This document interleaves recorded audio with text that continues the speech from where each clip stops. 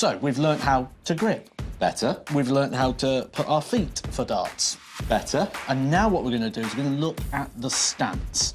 Now, the stance, the posture, all makes a big difference, and something I know you're quite passionate about. Very passionate about this. This is my big thing when I'm doing coaching, is getting that posture and that stance right, Matt.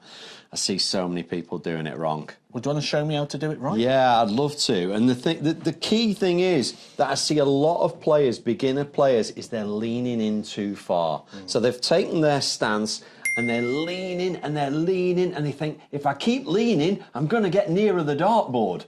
Yes, you are, but you're also, look what happens to my arm the further I lean. And just pause there.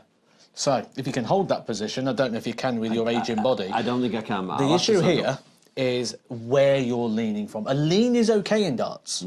It's where you're leaning from. So you're leading with the shoulder and you're keeping that stance in position. Let me steal your spot. Let me steal your spotlight.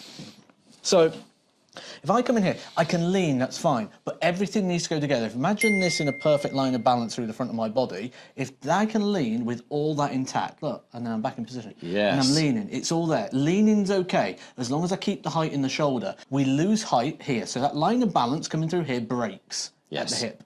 Now, what's that done? That's lowered me.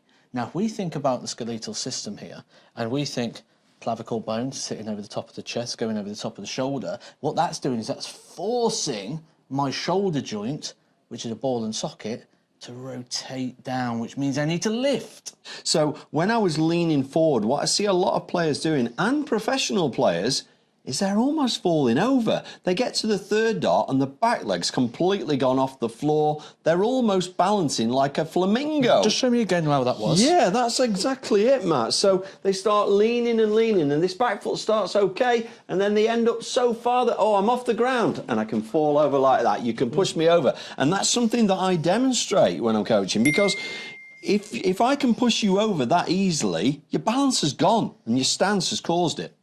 It's just going to, you do see players with that lean, what will happen is the point will start dipping in the hand as well, which then doesn't go on an arc.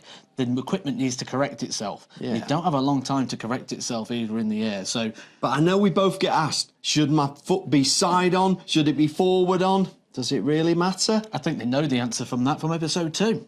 I think they do, yeah. If you haven't seen it, watch the foot placement one, episode 2, because that'll tell you all about that.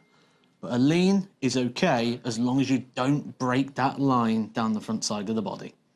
We'll see you next time. Make sure you're subscribed for the next one of How to Throw Darts Better.